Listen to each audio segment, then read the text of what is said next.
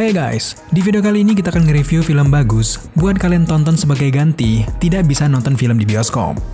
Bertema fiksi ilmiah dan juga superhero, film ini berjudul Project Power.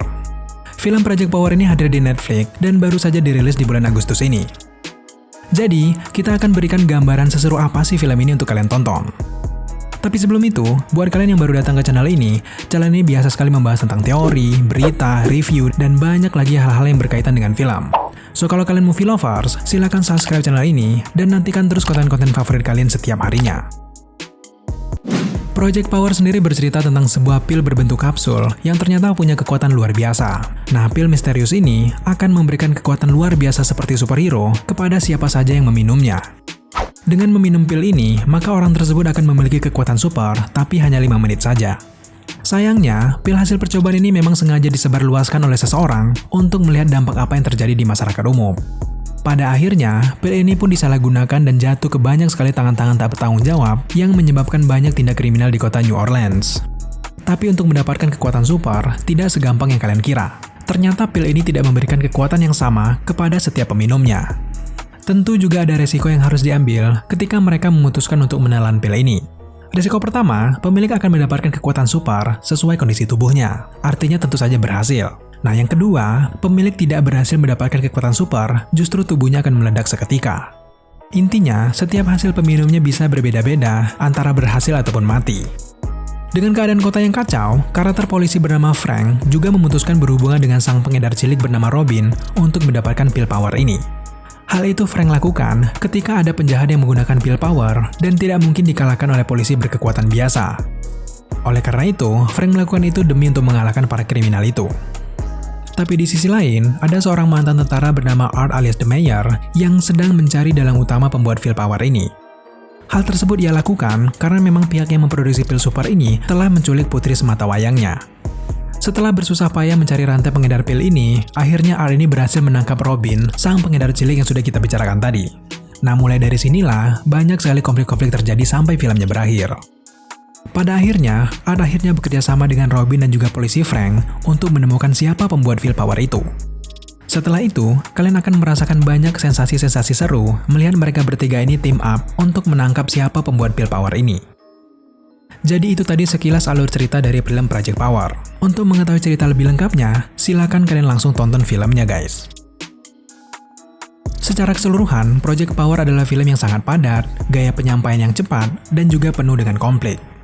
Tapi, film ini sebagian besar adalah cerita Art yang menyelamatkan putrinya yang diculik oleh seorang yang memproduksi obat tersebut. Sangat menarik kita menyaksikan seluruh orang-orang di kota New Orleans dijadikan kelinci percobaan untuk obat berkekuatan super ini.